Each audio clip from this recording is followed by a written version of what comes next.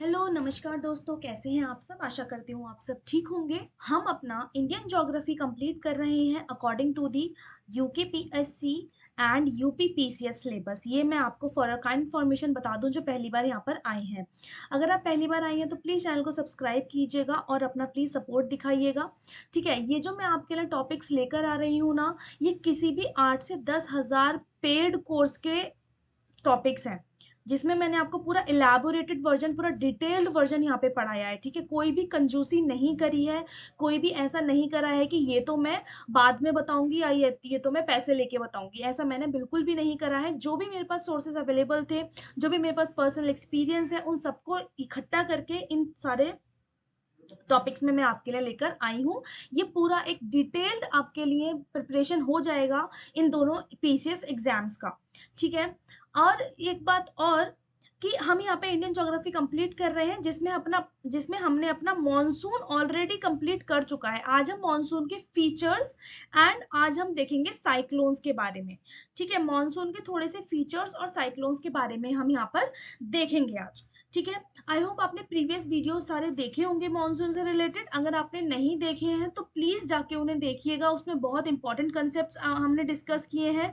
जैसे कि हमने क्लासिकल कंसेप्ट में एडमंड हेली का कंसेप्ट डिस्कस किया है। एडमंड हेली का कौन सा कंसेप्ट है हमारा, डिफरेंशियल हीटिंग। ठीक है, और हमने फिर मॉडर्न कंसेप्ट डिस्कस किए हैं। मॉडर्न कंसेप्ट में हमने ITCZ theory, jet stream theory, ठीक है, एल नीनो, ला नीना, इंडियन ओशन डायपोल, ये सारे कंसेप्ट हमने डिस्कस कर लिए हैं। मॉनसून प्री और मेंस के लिए आपके बहुत इंपॉर्टेंट पार्ट प्ले करेगा। ठीक है, जिसमें आपको बहुत ज्यादा क्वेश्चंस प्री में भी देखने को मिलेंगे और मेंस में तो मिलेंगे ही मिलेंगे। तो मॉनसून किसी भी तरीके से छोड़ा जाने वाला टॉपिक नहीं है, बहुत इंपॉर्टेंट टॉपिक है। बहुत समझदारी से हम इसको पढ़ते हुए चलेंगे और जिसे हम पढ़ते हुए आए हैं। आज हमारा यहाँ पे थोड़ा सा बचा है मॉनसून के फीचर्स, और यहाँ पे हम साइक्लोन्स के बारे में देखेंगे। ठीक है, चलिए शुरू करते हैं अपना। सबसे पहले मैं आपको बता दूं फीचर ऑफ मॉनसून रेनफॉल। इतने सारे हमने मॉनसून के बारे में पढ़ा, उस मॉनसून का हमारे इंडिया पे आखिरकार असर क्या पड़ता है, उस मॉनसून जो हमारे यहाँ इंडिया में आता है उसके क्या फीचर्स हैं, क्या एडवांटेजेस है, क्या उसकी खासियत है, ये सब हम यहाँ पे देखेंगे। मॉनसून रेनफॉल जो इंडिया में आता है वो एक सीजनल रेनफॉल है, यानी कि मौसमी बारिश है। ज्यादातर देखा जाए तो मॉनसून का महीने जो माने जाते हैं वो जून, जुलाई और अगस्त माने जाते हैं। इंडिया को भले से ही हमने ट्रॉपिकल मॉनसून क्लाइमेट कंट्री कहा है, पर यहाँ पर 12 महीने बारिश नहीं होती है। मॉनसून विंड्स भले से ही हमारे इंडिया के सरफेस पे मूव करती हैं, पर वो मॉनसून विंड्स ऐसा बिल्कुल बारिश लेकर नहीं आती हैं, ये कहीं भी लिखा हुआ नहीं है। ठीक है, तो हमारा जो बेसिक मॉनसून देखा जाएगा वो सीजनल मॉनसून होता है, जो कि जून, जुलाई, अगस्त और अक्टूबर एंड नवंबर के मंथ्स में देखा जाता है। जून, जुलाई, अगस्त हमारा देखा जाएगा south west monsoon. Sorry for the background disturbance guys. And हमारा अक्टूबर, नवंबर देखा जाएगा नॉर्थ ईस्ट मॉनसून। तो यही तो इंपॉर्टेंट मॉनसून होते हैं जो हम इंडिया में पढ़ते हैं। तो इंडिया की जो मॉनसूनल रेनफॉल है वो सीजनल है, यानी कि मौसमी है। रेनफॉल बिगिन होती है थंडरस्टॉर्म से और लाइटनिंग से। ठीक है, इसको हम कहते हैं बर्स्ट ऑफ मॉनसून, मॉनसून का स्टार्ट कहते हैं, इसे मॉनसून की स्टार्टिंग कहते हैं। मॉनसून रेनफॉल जो होती है वो वेट स्पेल्स, यानी कि जब बारिश के महीने होते हैं जून, जुलाई, अगस्त के, उन्हें हम कहते हैं वेट स्पेल्स। और इन्हीं वेट स्पेल्स के बीच में कुछ दिन ऐसे चले जाते हैं, जैसे कि आप मान लीजिए जून, जुलाई, अगस्त का ही महीना चल रहा है, पर जून, जुलाई, अगस्त का महीना होने के बावजूद भी वहां पे कुछ दिन ऐसे चले जाते हैं जैसे 10 to 15 डेज ड्राई चले गए बिल्कुल। मॉनसून के सीजन में भी, जो हमारा मॉनसून सीजन होता है जून से लेकर सितंबर तक का, मान लीजिए बिल्कुल ड्राई चले गए, तो ये जो डेज होते हैं बीच में, इन्हें हम कहते हैं ड्राई इंटरवल्स। ये मॉनसून के बीच में आने वाले इंटरवल्स होते हैं, जिन्हें हम कहते हैं ड्राई इंटरवल्स। ये इन इंटरवल्स को हम ब्रेक ऑफ द मॉनसून भी कहते हैं, यानी कि मॉनसून के बीच में बनी गई रुकावट भी हम इसे कहते हैं। इंडिया में जो रेनफॉल होती है वो basically south west monsoon branch से होती है, यानी कि इधर की साइड से जो एंटर होता है मॉनसून, उससे होती है। ये विंड्स अपनी डायरेक्शन चेंज कर देती हैं मेन लैंड में एंटर करने के बाद, बिकॉज मेन लैंड में जब एंटर करती हैं ये विंड्स, तो बहुत सारे रिलीफ फीचर्स के ये संपर्क में आती हैं। वो रिलीफ फीचर्स कौन कौन से होते हैं देखिए, ये हमारा इंडिया का मेन लैंड है। मेरे को सही से ही बनाना पड़ेगा पूरा मैप, 1 मिनट रुकिएगा। ये देखिए हमारा इंडिया का मेन लैंड है, ठीक है। ये इंडिया का मेन लैंड है हमारा। यहाँ पे रिलीफ फीचर्स कौन से हैं? यहाँ पे है वेस्टर्न घाट्स, यहाँ पे विंध्य सतपुराज है, यहाँ पे अरावलीज है, यहाँ पे हिमालयाज है, यहाँ पे अरक्कनयुमा माउंटेन्स है। तो क्या होता है कि जब ये मॉनसून वेयरिंग विंड्स यानी कि ये बारिश वाली हवाएं जब हमारे इंडियन कॉन्टिनेंट, इंडियन सब कॉन्टिनेंट में एंटर करती हैं, तो ये अपने डायरेक्शन चेंज कर देती है because of the relief features and pressure conditions. जो रिलीफ फीचर्स हमारे इंडिया के कॉन्टिनेंट पे प्रेजेंट है, जैसे कि यहाँ पे वेस्टर्न घाट प्रेजेंट है, तो इनसे टकराने के बाद ये इस साइड तो बारिश ज्यादा करेंगी पर इस साइड बारिश कम करेंगी। मैं आपको विंडवर्ड और लीवर्ड साइड बहुत बार समझा चुकी हूँ, ठीक है। विंडवर्ड साइड वो होती है जहां पे बारिश ज्यादा होती है, यानी कि यहाँ पे मानसून चढ़ा, मतलब यहाँ पे बारिश वाली हवाएं चढ़ी, यहाँ पे बारिश ज्यादा हो गई। अब इसके जो ऑपोजिट साइड होता है, इसका जो ऑपोजिट स्लोप होता है वो होता है लीवर्ड स्लोप, यानी कि छाया वृष्टि क्षेत्र। यहाँ पे इसके कंपैरिजन में अगर देखा जाए तो बारिश की जो क्वांटिटी होती है वो कम होती है, ठीक है। अब सतपुरा विंध्यास और क्या कहते हैं सतपुरा से एंटर होके कहाँ जाएंगी? छोटा नागपुर प्लेट्यू में जाएंगी। अरावली इसके पैरेलल चल के हिमाचल प्रदेश वाले पार्ट में जाएंगी। ये होगा इसकी अरेबियन सी ब्रांच। फिर इसकी बे ऑफ बंगाल ब्रांच जो होती है वो अरक्कनयुमा माउंटेन से टकराने के बाद हमारे इंडियन कॉन्टिनेंट, इंडियन सब कॉन्टिनेंट की तरफ मूव कर जाती है। यहाँ पे हिमालयाज होते हैं, हिमालय से टकराने के बाद ये एक ईस्टर्न ब्रांच बन जाती है जहाँ जो नॉर्थ ईस्ट में बारिश करवाती है, और एक वेस्टर्न ब्रांच बन जाती है जो नॉर्दर्न प्लेन्स में बारिश करवाती है। तो यही कारण की वजह से रिलीफ फीचर्स के संपर्क में आने के बाद ये मॉनसून विंड्स अपनी डायरेक्शन बदल लेते हैं। जैसे जैसे ये कोस्ट से दूर होते चले जाते हैं, अमाउंट ऑफ रेनफॉल इनमें कम होता चला जाता है। देखिए जो कोस्टल एरियाज होंगे, ये वाला एरिया, यहाँ पे बारिश ज्यादा होगी। जैसे ये बीच में मेन लैंड पे आएंगे तो इनका जो मॉइस्चर कैरिंग कैपेसिटी है वो कम हो जाएगी। इन हवाओं की मॉइस्चर कैरिंग कैपेसिटी कम हो जाने की वजह से जैसे जैसे डिस्टेंस कोस्ट से बढ़ेगा वैसे वैसे इनमें जो मॉइस्चर हो जाएगा वो कम हो जाएगा और इनका रेनफॉल अमाउंट भी कम हो जाएगा। यानी कि कोस्टल एरियाज में बारिश तो ज्यादा होगी पर जो मेन लैंड है डिस्टेंट फॉर्म, यानी कि जैसे जैसे दूरी बढ़ेगी कोस्ट से, अमाउंट ऑफ रेनफॉल डिक्रीज होना शुरू हो जाएगा। नॉर्थ इंडिया में अगर हम मूव करें ईस्ट से वेस्ट की तरफ को तो अमाउंट ऑफ रेनफॉल डिक्रीज हो जाता है, ठीक है। ईस्ट इंडिया में ज्यादा बारिश पड़ती है, आपने पढ़ा होगा। यहाँ पे दो फेमस जगहें हैं यहाँ पे हमारे मेघालय में, कौन कौन से हैं? मॉन्सीनामिन चेरापूंजी। तो यहाँ पे तो हाईएस्ट रेनफॉल पड़ती है इंडिया की मॉन्सीनामिन चेरापूंजी में। तो अगर देखा जाए तो ईस्ट इंडिया में जो रेनफॉल की कैपेसिटी क्वांटिटी होती है वो ज्यादा होती है as compare to west India. अगर हम वेस्ट से ईस्ट इंडिया की तरफ मूव करते हैं तो रेनफॉल डिक्रीज होती है, ठीक है। रेनफॉल का जो डिस्ट्रीब्यूशन होता है इंडिया में वो अनइवन है, कहीं बहुत ज्यादा बारिश, कहीं मॉडरेट बारिश और कहीं बिल्कुल 12 सेंटीमीटर के आसपास बारिश पड़ती है, और कुछ एरियाज में तो 200 सेंटीमीटर से भी ज्यादा बारिश देखने को मिलती है। यानी कि यहाँ पर हमारा जो डिस्ट्रीब्यूशन है रेनफॉल का वो एक अनइवन डिस्ट्रीब्यूशन है। मॉनसून डिपेंड करता है वेरियस फैक्टर्स पे। वो फैक्टर्स कौन कौन से हैं?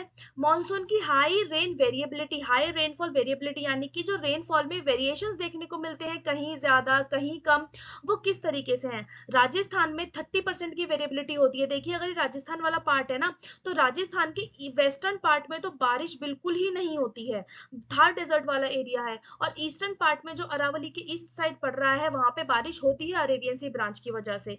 तो यहाँ पर जो वेरिएशन है वो 30% की वेरिएशन देखने को मिलती है। कानपुर वाला पार्ट जो उत्तर प्रदेश में आता है वहां पे 20% की वेरिएशन देखने मिलती है। कोलकाता में बहुत कम वेरिएशन है, 11% की वेरिएशन है। और कोलकाता में अच्छी खासी बारिश होने के कारण यहाँ पे वेरिएशन हमें कम देखने को मिलती है।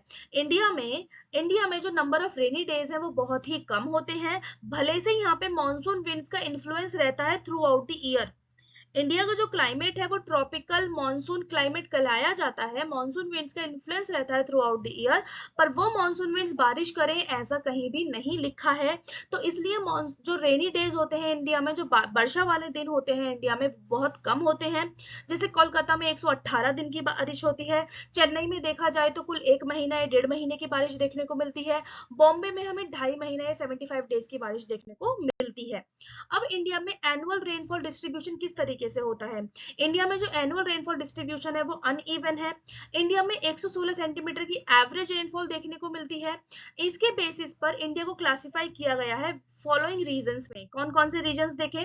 देखिए जहां पर ये डार्क रेड कलर है, लाइक ये वाला जगह, ये वाली जगह, ये कौन सा है हमारा? वेस्टर्न घाट्स का भी वेस्टर्न साइड, यानी कि वेस्टर्न घाट्स का। आपको मैंने कितनी बार बताया ये हमारे वेस्टर्न घाट है। तो ये वाला है विंडवर्ड साइड, ये वाला है लीवर्ड साइड। तो वेस्टर्न घाट का विंडवर्ड साइड में 200 सेंटीमीटर की रेनफॉल देखने को मिलती है। यहाँ पे लक्षद्वीप, यहाँ पे अंडमान एंड निकोबार में भी भारी बारिश देखने को हमें मिलती है। फिर वेस्टर्न साइड का जो लीवर्ड, वेस्टर्न घाट्स का जो लीवर्ड साइड है, वहां पे हमें 100 से 200 सेंटीमीटर की रेनफॉल देखने मिलती है। यहाँ पे Ganga plains, Brahmaputra plains, Indus plains में हमें 100 से 200 सेंटीमीटर की रेनफॉल देखने मिलती है। यहाँ पे हमें वेस्ट बंगाल वाले पार्ट में और मेघालय और नॉर्थ ईस्ट इंडिया में अगर पूरा एक साथ बात करी जाए तो यहाँ पर भी 200 सेंटीमीटर से ज्यादा रेनफॉल देखने को मिलती है। और बीच में जितना भी पार्ट है, यहाँ पर हमें 50 से 100 सेंटीमीटर रेनफॉल देखने मिलती है। जहाँ पे कलर्ड नहीं है ना, वहां पे 50 से 100 सेंटीमीटर की रेनफॉल है। और जहां पर ये पॉइंट्स हैं, वहां पर 50 सेंटीमीटर से भी कम रेनफॉल मिलती है। जैसे कि वेस्टर्न राजस्थान की बात कर ले, या फिर हम यहाँ पर कौन सी रेंज बताई थी मैंने, यहाँ पे काराकोरम रेंज और ट्रांस हिमालयाज जो है ना, इनमें इनमें जो है हमें 50 सेंटीमीटर से भी कम रेनफॉल देखने को मिलती है। क्यों देखने को मिलती है? बिकॉज यहाँ पे हिमालयाज हैं, कोई भी मानसून विंड्स आएंगी यहाँ पे हिमालय से टकरा के अपना पूरा वाटर शेड कर देंगी, और ऊपर पहुंचने के लिए यानी कि ट्रांस हिमालयाज में पहुंचने के लिए उन विंड्स में मॉइस्चर बचेगा ही नहीं। तो ये जो ट्रांस हिमालयाज है, ये हिमालय के लीवर्ड साइड में प्रेजेंट है। ट्रांस हिमालयाज कहाँ है? हिमालय के लीवर्ड साइड में प्रेजेंट है। इस वजह से यहाँ पे हमें 50 सेंटीमीटर की रेनफॉल देखने को मिलती है। और ये भी आपको पता है कि बीच में ये डेक्कन प्लेट्यू वाला पार्ट, यहाँ पे भी बहुत कम रेनफॉल देखने को मिलती है। ठीक है, क्योंकि ये वाला पार्ट भी लीवर्ड साइड में प्रेजेंट है वेस्टर्न घाट्स के, इस वजह से यहाँ पे इतना due to the relief features, हमारे इंडिया कॉन्टिनेंट, इंडिया के सब कॉन्टिनेंट में बहुत डिफरेंट टाइप के रिलीफ फीचर्स हैं। जैसे कि हिमालयाज देख लो, वेस्टर्न घाट देख लो, पेनिनसुलर प्लेट्यू देख लो, डिफरेंट टाइप्स के माउंटेन्स देख लो। इनकी वजह से जो हमारे इंडिया में मॉनसूनल रेनफॉल का जो डिस्ट्रीब्यूशन होता है वो अनइवन होता है। आई होप यह पॉइंट आपको क्लियर हो गया होगा। आगे बढ़ते हैं, हाई रेनफॉल रीजन अब हम पढ़ेंगे। सबसे ज्यादा रेनफॉल रीजन कौन से होते हैं? इस रीजन में 200 सेंटीमीटर से ज्यादा की रेनफॉल रिसीव होती है। ये रीजन होते हैं वेस्टर्न घाट का विंडवर्ड साइड, गोवा, कर्नाटका, केरला, ये सारे वेस्ट कोस्ट रीजन या जो वेस्ट कोस्ट पे प्रेजेंट है। कौन कौन से पूरे यहाँ पे वेस्टर्न घाट्स हैं? तो Goa, Karnataka, Kerala and coastal regions, Andaman and Nicobar islands और लक्षद्वीप आइलैंड्स और नॉर्दर्न स्टेट्स। यहाँ पर हमें 200 सेंटीमीटर तक की रेनफॉल या उससे ज्यादा भी देखने को मिल जाएगी। इस रीजन में हाई रेनफॉल रीजन्स कौन कौन से हैं? चेरापूंजी और मॉनसिन राम, जो कि मेघालय प्लेट्यू में है, गैरो खासी जयंतिया के खासी हिल्स में। गैरो और खासी के बीच में यहाँ पे मॉनसिन राम और चेरापूंजी पड़ते हैं। ठीक है, तो यहाँ पर सबसे हाईएस्ट रेनफॉल देखने को मिलती है हमें इंडिया की। आगे बढ़ते हैं, मॉडरेट रेनफॉल रीजन्स, यानी कि वो रेनफॉल रीजन्स जहां पे 100 सेंटीमीटर से 200 सेंटीमीटर की रेनफॉल हमें देखने को मिलेगी। ये रीजन कौन कौन से हैं? सब हिमालयाज, नदर्न प्लेन्स, वेस्ट बंगाल, झारखंड, उड़ीसा, आंध्र प्रदेश, तमिलनाडु। ये ईस्टर्न पार्ट है वेस्टर्न घाट का, जो वेस्टर्न घाट है यहाँ पर, ठीक है, उसका ईस्टर्न पार्ट यानी कि लीवर्ड साइड वाला पार्ट। तो यहाँ पर हमें बारिश जो होगी because of the leeward side कम देखने को मिलेगी। कौन कौन से पार्ट है? महाराष्ट्र का, गोवा का, कर्नाटका का, केरला का, काचर वैली, आसाम और मणिपुर की, यहाँ पर हमें कम बारिश देखने को मिलती है, क्योंकि ये कहीं ना कहीं या तो हिमालयाज की लीवर्ड साइड में प्रेजेंट है या तो वेस्टर्न घाट के लीवर्ड साइड में प्रेजेंट है। ठीक है, अब लो रेनफॉल रीजन्स कौन से हैं जिसमें 50 सेंटीमीटर से 100 सेंटीमीटर की ही बारिश देखने को मिल रही है? यह है लद्दाख वाला पार्ट, ट्रांस हिमालयाज में आ गया, जम्मू कश्मीर वाला part, Himachal Pradesh, Uttarakhand, Punjab, Haryana, eastern Rajasthan, western UP, Madhya Pradesh, Gujarat और most of the part of the peninsular India. यहाँ पर रेनफॉल हमें बस 50 से 100 सेंटीमीटर देखने को ही मिलती है। गाइस, यहाँ पे मुझे एक पॉइंट याद आया अचानक से, जब भी आप पढ़ो ना तो हमेशा याद रखो कि आपको जर्नलिस्ट बनना है, आपको पता होनी चाहिए वो चीजें, ना कि आपको स्पेशलिस्ट बनना है। आपको जर्नलिस्ट बनना है, स्पेशलिस्ट नहीं बनना है। तो ये चीजें, ये डिफरेंस आपको अपनी प्रिपरेशन के दौरान पता होना चाहिए। अगर आप हर चीज के पीछे भागोगे ना कि हर चीज का रीजन मेरे को जानना है, हर चीज के बारे में मेरे को समझना है, हर चीज का पॉइंट मेरे को, हर चीज का मेरे को एक क्यूरियोसिटी अगर आपके अंदर रहेगी हमेशा हर चीज को जानने की, तो आप कभी भी सिलेबस कंप्लीट नहीं कर पाओगे। और ये एक बिटर ट्रूथ है कि आपको एग्जाम में सेलेक्ट होने के लिए सिलेबस का रिवीजन मोर देन 5 से 6 टाइम्स का रिवीजन जरूरी होता है। तो अगर आप स्पेशलिस्ट बनने चले तो ये काम तो नहीं हो पाएगा। अगर आपको स्पेशलिस्ट बनना है ना, एक बार आपका सिलेक्शन हो जाए, आप कहीं पे भी पोस्टेड हो जाओ, उसके बाद आप इसमें पूरी अपनी स्पेशलाइजेशन या फिर पीएचडी कर सकते हो किसी भी सब्जेक्ट में जो आपको पसंद है। एक बार सिलेक्शन हो जाने दीजिए। तो सिलेक्शन के लिए आपको जर्नलिस्ट बनना है, ना कि स्पेशलिस्ट। तो अगर यहाँ पे कुछ फैक्ट्स आपको रटने से काम चल जाएगा ना, तो मेरे कहने से वो रट लीजिए, ठीक है। ज्यादा उसके बारे में सोचने की जरूरत नहीं है, वो रट लीजिए आप सीधा सीधा, क्योंकि हमको at the end of the story selection चाहिए, ठीक है। पीएचडी हम अपने सिलेक्शन के बाद भी कर लेंगे, जब हमारे पास बहुत टाइम होगा, बहुत पैसा होगा, हम तब कर लेंगे, जब लाइफ से एक बार सेटिस्फाई हो जाए, है ना। चलिए वापस आते हैं टॉपिक पे। फिर आते हैं इनएडिक्वेट रेनफॉल रीजन्स, यानी कि वो रेनफॉल रीजन्स जहां पर बारिश बिल्कुल ही नहीं हो रही है, या फिर हो रही है तो इतनी हो रही है कि लाइक 50 सेंटीमीटर। ये रीजन्स कौन कौन से हैं आप जानते ही हैं। लद्दाख, वेस्टर्न राजस्थान, क्योंकि वो पार्ट बिल्कुल थार डेजर्ट में पड़ जाता है, वहां पे कोई सी भी मानसून रेनफॉल की कोई सी भी ब्रांच ट्रेवल नहीं करती है।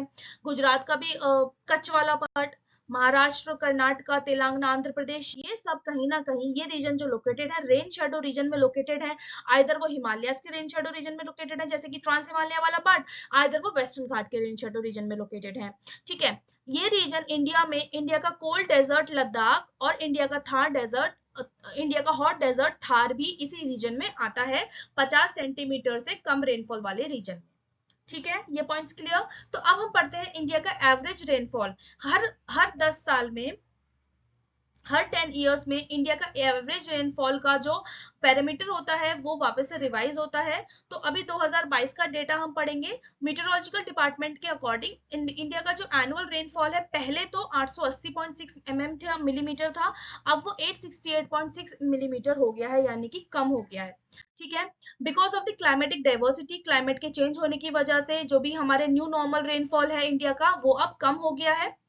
विंटर में हमें 39.8 mm की रेनफॉल देखने को मिलती है। देखिए अगर आप देखें ना, हमें महीनों पे ध्यान देंगे, जनवरी, फरवरी, मार्च, अप्रैल, मई, जून, जुलाई, अगस्त, अक्टूबर, नवंबर, दिसंबर, तो मतलब पूरे साल के 12 महीने ही हमें थोड़ी मोड़ी रेनफॉल देखने को मिलेगी। पर अगर जिस रेनफॉल को हम कंसिडर करते हैं वो है हमारी ये साउथ वेस्ट मानसून की रेन, ठीक है। तो ये रेनफॉल अगर देखे जाए तो इस रेनफॉल को ही हम कहते हैं सीजनल रेनफॉल, और इसी को ही हम कहते हैं मॉनसून, ठीक है। बिकॉज मेजोरिटी ऑफ रेनफॉल, और हमारा जो आईएमडी है, इंडियन मेट्रोलॉजिकल डिपार्टमेंट है, वो भी इसी रेनफॉल को कैलकुलेट करता है।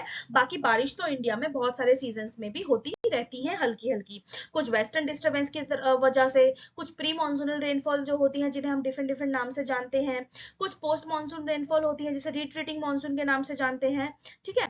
तो अब एक इंपॉर्टेंट टॉपिक यहाँ पे प्रेजेंट था एनसीईआरटी में, जिसका नाम है काल बैसाखी।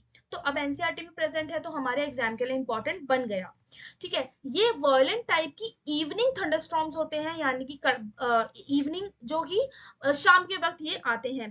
काल बैसाखी जो है वो आसाम और वेस्ट बंगाल में अप्रैल और मई के महीने में, यानी कि ये क्या है, ये प्री मानसूनल रेनफॉल है, प्री मानसून रेनफॉल। अगर देखा जाए, मैंने आपको ऑलरेडी बता रखा है, महाराष्ट्र में प्री मानसून रेनफॉल को हम मैंगो शावर्स कहते हैं, ठीक है।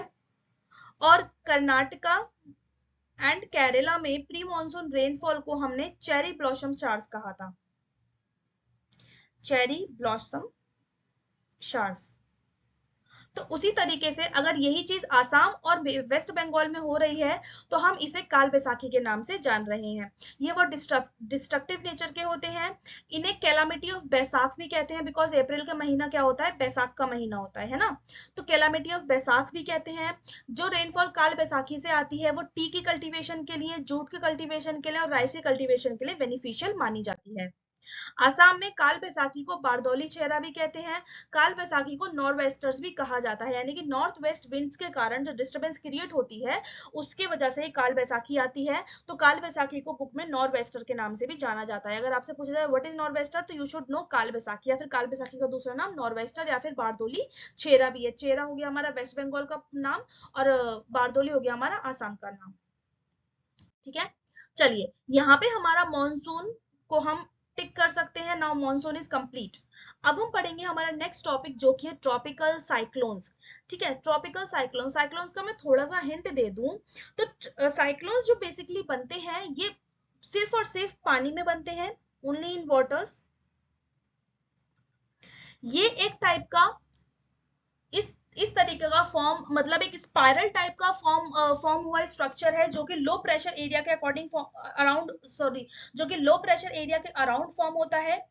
ट्रॉपिकल साइक्लोन्स, टीसी मतलब ट्रॉपिकल साइक्लोन्स जो होते हैं वो लो प्रेशर सेंटर्स होते हैं, लो प्रेशर बीच में सेंटर है, जिनके अराउंड ट्रॉपिकल ओशन जो है, जो मतलब हमारे ट्रॉपिक, आपको पता है ट्रॉपिक्स कहाँ कहाँ पे हैं, ट्रॉपिकल एरिया हम किस एरिया को कहते हैं? अगर हम इंडिया के रिस्पेक्ट में ही देखें, इंडिया के रिस्पेक्ट में नहीं देख सकते हम ट्रॉपिकल रीजन, हमें पूरा ग्लोब देखना पड़ेगा। तो यहाँ पर तो हमारा 0 डिग्री है, यहाँ पर हमारा 23.5 डिग्री नॉर्थ है, यहाँ पर हमारा 23.5 डिग्री साउथ है। तो ये हमारा हो गया ट्रॉपिक ऑफ कैंसर, ये हमारा हो गया ट्रॉपिक ऑफ कैप्रिकॉर्न। तो ट्रॉपिक ऑफ कैंसर से लेके ट्रॉपिक ऑफ कैप्रिकॉर्न वाले पार्ट को हम ट्रॉपिकल रीजन कहते हैं। तो ये साइक्लोन्स का फॉर्मेशन भी इसी रीजन के अराउंड में होता है। अब चाहे वो इस रीजन में जितने भी कॉन्टिनेंट्स पड़े, जितनी भी सिटी, जितनी भी कंट्री पड़े, वहां सब पर ट्रॉपिकल साइक्लोन्स का फॉर्मेशन होता है। तो tropical cyclones low pressure centre के अराउंड फॉर्म होने वाले एक ऐसा डिप्रेशन टाइप स्ट्रक्चर है, ठीक है, जो कि ओशन में ही बनता है, जिसके अराउंड एयर सर्कुलेट होती है और राइज अप होती है, क्लाउड्स का फॉर्मेशन करवाती है और रेनफॉल भी लेकर आती है।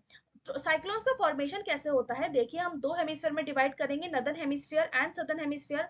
नदर्न हेमिस्फीयर में मैं आपको ऑलरेडी बता चुकी हूँ, हमारी जो कोरियोलिस फोर्स है वो राइट हैंड साइड बेंड करवाती है, और हमारे जो सदर्न हेमिस्फीयर है Coriolis force left hand side bend करवाती है।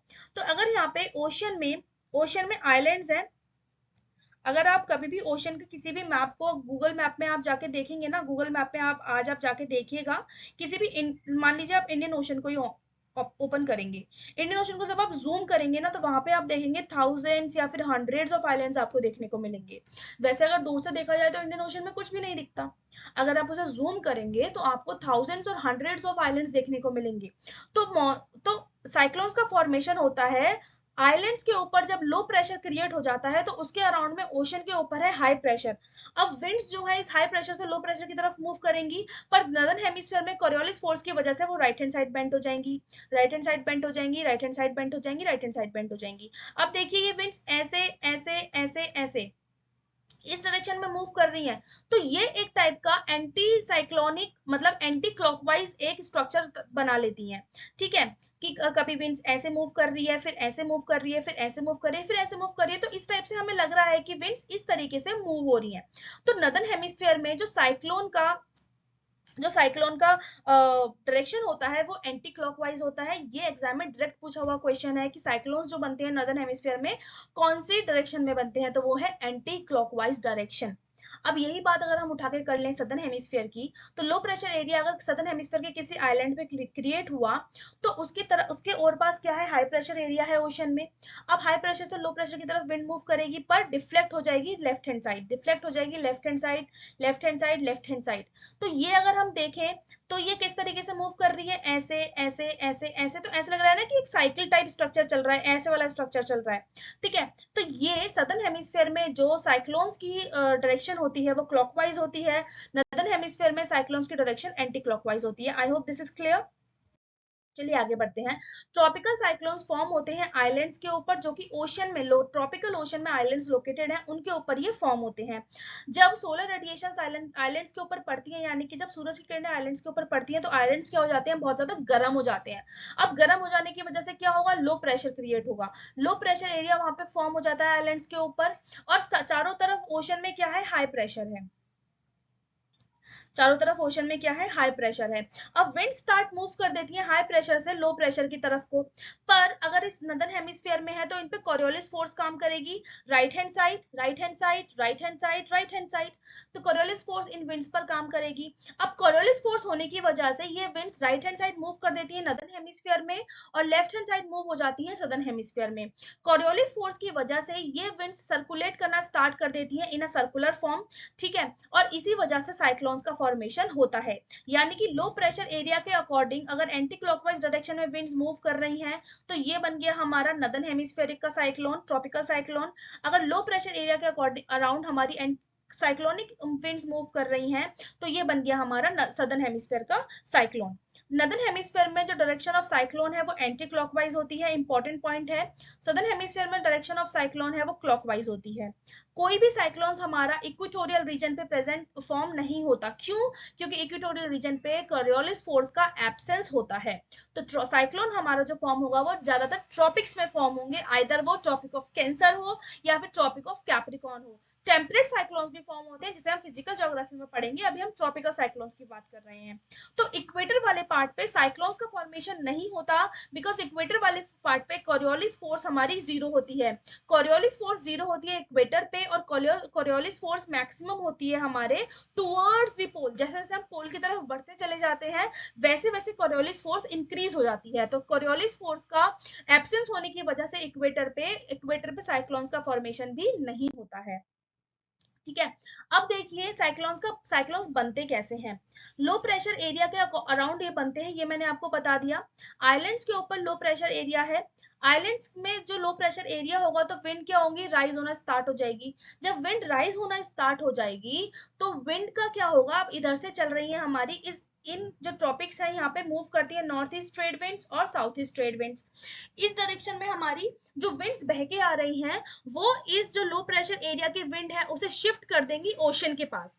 अब देखिए ओशन के ऊपर ये लो प्रेशर एरिया शिफ्ट होते ही यहाँ पे क्या होगा, वेपराइजेशन स्टार्ट हो जाएगा। यहाँ पे होना, यहाँ पे इवेपोरेशन होना स्टार्ट हो जाएगी।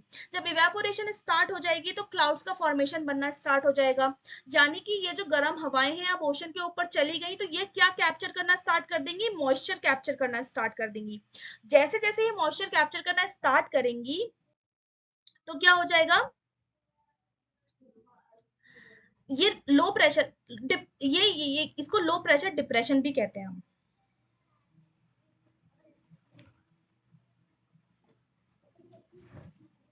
डिप्रेशन क्या होता है, डिप्रेशन एक काइंड का ऐसे गड्ढा टाइप स्ट्रक्चर है। देखिए जब लो प्रेशर एरिया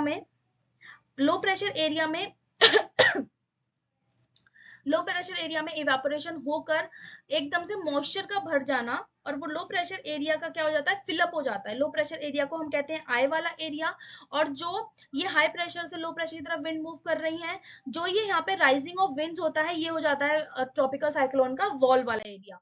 तो एयर जो सर्कुलेट करती है लो प्रेशर सेंटर के अराउंड वो बहुत ज्यादा गर्म हो जाएगी। इसके गर्म हो जाने की वजह से एयर का कन्वेक्शन होगा, यानी कि एयर ऊपर उठना शुरू होंगी। अब इस प्रोसेस को हम कहते हैं कंडेंसेशन। जब एयर ऊपर उठकर हाई एटमॉस्फेयर में जाएंगी तो वहां पर क्या फॉर्मेशन होगा, क्लाउड फॉर्मेशन। इसको हम कहते हैं कंडेंसेशन। एयर का अब क्या हुआ, कंडेंसेशन स्टार्ट हो गया, एयर ठंडी होना शुरू हो गई। अब यही क्या करवाएगी, रेनफॉल करवाएगी। यहाँ पर लेटेंट हीट भी रिलीज होती है कंडेंसेशन के वक्त। ठीक है, इस लेटेंट हीट की वजह से जो साइक्लोनिक मोशन ऑफ एयर है वो बढ़ जाता है। लेटेंट हीट क्या होता है, छुपी हुई हीट, जिसे हम गुप्त हीट भी कहते हैं, गुप्त गर्मी। अब देखिए अगर आपने कभी पढ़ा होगा साइंस में तो स्टीम में ज्यादा गर्मी होती है as comparison to hot water. Low pressure area जब यहाँ पे बना, यहाँ से हवाएं उठी और विंड्स की वजह से शिफ्ट होकर ये ओशन के ऊपर गई, तो ओशन से क्या हुआ, वेपराइजेशन स्टार्ट होना शुरू हो गया। वेपराइजेशन स्टार्ट होना शुरू हुआ तो क्लाउड्स बने। तो इन क्लाउड्स में बेसिकली क्या है, इन क्लाउड्स में बेसिकली लेटेंट हीट है, यानी कि छुपी हुई हीट है जो पानी इवेपोरेट हुआ ओशन के ऊपर से। ये लेटेंट हीट बहुत पावरफुल होती है। यही लेटेंट हीट एयर को साइक्लोनिक मोशन देती है, और यही लेटेंट हीट जो है हैवी रेनफॉल करवाती है। ट्रॉपिकल साइक्लोन्स जो है उनको एनर्जी मिलती है इस लेटेंट हीट से, यानी कि इस छुपी हुई हीट से, जो कि वेपोराइजेशन यानी कि जो इवेपोरेशन हुई हमारे ओशियंस के ऊपर, उनकी वजह से लेटेंट हीट क्रिएट हुई है। ठीक है, देयरफॉर ये साइक्लोन्स, इसलिए इन्हें हीट इंजन भी कहा जाता है।